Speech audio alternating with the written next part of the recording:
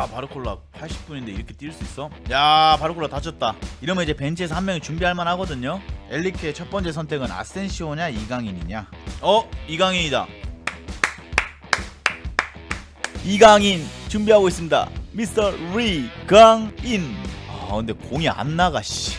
근데 파리가 공 돌리기 작정했네. 드디어 경기 시간 84분 만에 첫 번째 교체 카드로 이강인 선수가 투입이 되었습니다, 여러분. 남은 시간 한 5분 정도 남아 있거든요, 정규 시간.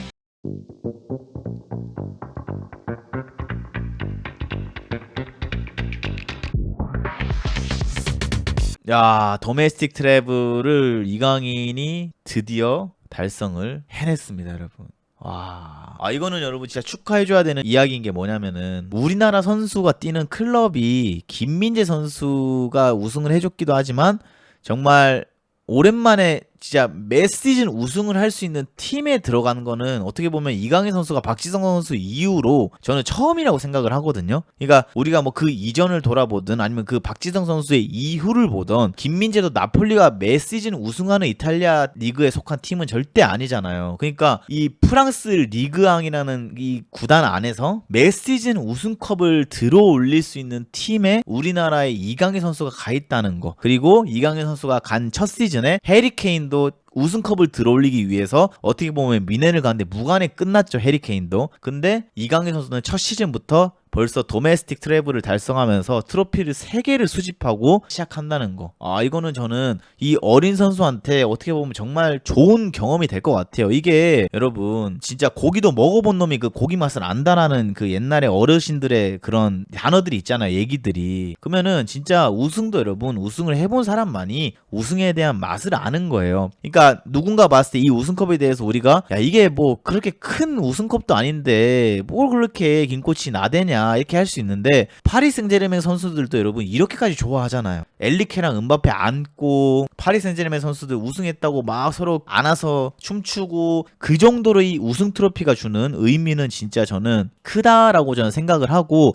그리고 오늘 뭐 이강인 선수의 활약에 대해서 그렇다면 이야기를 해보자 라고 하면은 솔직히 그냥 냉정하게 말씀드려서 뭐 한 게 없어요. 그러니까 저도 뭐 안에서라도 이강인 선수에 대해서 뭔가를 얘기를 하고 싶지만 너무나도 출전을 한 경기를 뛴 시간 자체가 여러분 짧았고, 거기다가 그 짧은 시간 내에서 애초에 파리는 이제 이기고 있을 때부터 어떤 작전을 들어갔냐면은 그냥 공을 좀 지키고 소유하고 돌리자라는 컨셉으로 경기를 임했어요. 그러다 보니까 이강인 선수가 들어갔을 때 이미 85분쯤이었는데 2대1 리드를 갖고 있는 상황에서 무리하게 전진 패스가 안 들어가다 보니까 공격수 진영에 서 있는 이강인 선수가 공을 많이 받아내기보다는 어떻게 보면은 좀 그냥 수비적인 역할, 혹은 공을 받더라도 높은 위치에서 공을 받기보다는 낮은 위치에서 공을 받아서 그냥 패스를 밀어주는 역할, 공을 안 뺏기고 안 잃는데 좀 초점을 둔 경기 운영을 했기 때문에 뭐 후반에 들어와서 이강인 선수가 공격수로서 킬 패스를 넣었다, 혹은 뭐 슈팅을 때렸다, 요런 장면들은 우리가 볼 수가 없었다.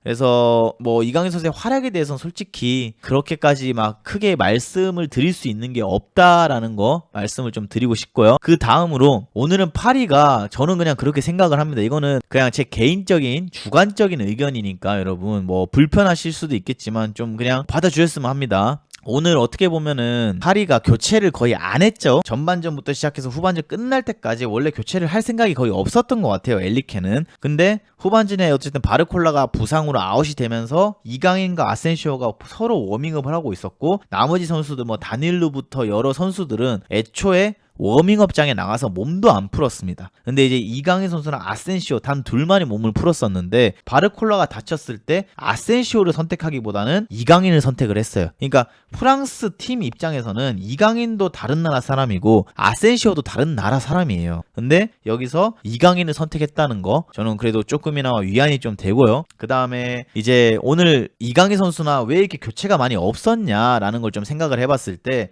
많은 분들이 뭐 엘리케는 원래 교체를 많이 하지 않는 감독이다 라는 말씀을 많이 하시는데, 교체를 그렇다고 막 이렇게까지 안 하진 않았어요, 여러분. 그러니까 오늘 경기 유독 교체를 안 한 거예요. 그래서 저도 곰곰이 생각을 해봤는데, 이게 어떻게 보면은 파리 생제르맹이라는 팀이 이번 시즌 이 멤버로 뛸 수 있는 마지막 경기잖아요. 그러다 보니까 이 디디에 데샹이 지금 현재 프랑스 국가대표팀 감독입니다, 여러분. 그래서 데샹이 지금 뽑아놓은 선수들 다수가 지금 파리 생제르맹에서 활약을 하고 있는 상황이에요. 그러다 보니까 이게 제 생각에는 디디에 데샹도 어떻게 보면 마지막으로 공식적인 경기에서 자기가 대표팀에서 유로라는 대회에서 써야 되는 선수들을 보러 온 거죠. 그러다 보니까 이제 엘리케도 그런 것들을 다 따졌을 때 프랑스 국가대표 선수들이 이제 얼마 남지 않은 유로를 앞두고 마지막으로 점검할 수 있는 기회를 좀 준 게 아닐까. 디디에 데샹 감독에게. 그래서 저는 오늘 경기 솔직히 처음에 좀 선발 라인업 이런 거 보고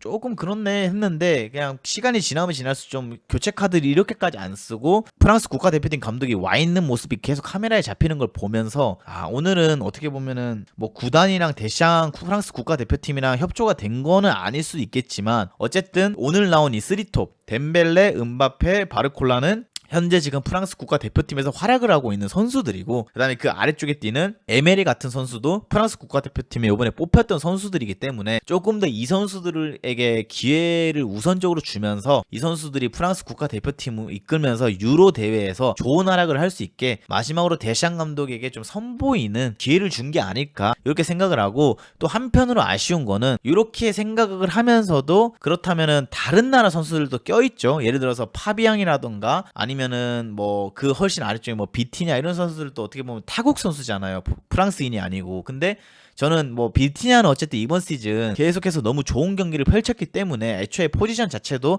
한 칸 아래쪽에 홀딩 미드필더를 보고 있는 선수기 때문에 이강인의 상대라고 더 이상 생각을 하지 않아요. 근데 파비앙 자리에서 이강인이 밀린 건가? 요런 좀 아쉬움은 들어요. 그러니까 다른 거는 다 그렇다 쳐요. 뭐 에메리도 어쨌든 프랑스 국가대표팀 소속이니까 그런 이유들 때문에 뛴 것도 있겠다라고 생각을 하고 또 어린 선수고 키우는 선수니까. 근데 이강인의 파트너 자리에 서 있는 파비앙 자리에 이강인과 파비앙을 엘리케 감독이 경쟁을 붙였을 때 이 경기 결승전 경기에 이강인이 아닌 파비앙을 선택했다는 거는 조금 이거는 마음이 아픈 부분도 있는 것 같다라는 생각은 저는 들어요. 근데 뭐 어쨌든 파비앙도 이번 시즌에 초반에 좀 활약이 저조했으나 가면 갈수록 몸 상태가 올라오면서 좋은 모습을 보여줬고 뭐 파비앙의 실력적인 부분에 대해서 깔 거는 없습니다. 그 선수도 지금 너무나도 몸이 많이 올라와서 잘하고 있는 상황이기 때문에 그래서 어쨌든 첫 번째 시즌이 이제 드디어 끝났어요. 여러분 이강인 선수의 첫 번째 시즌도 이렇게 이제 마지막 경기에서 우승컵까지 들어올리면서 도메스틱 트래블을 달성하면서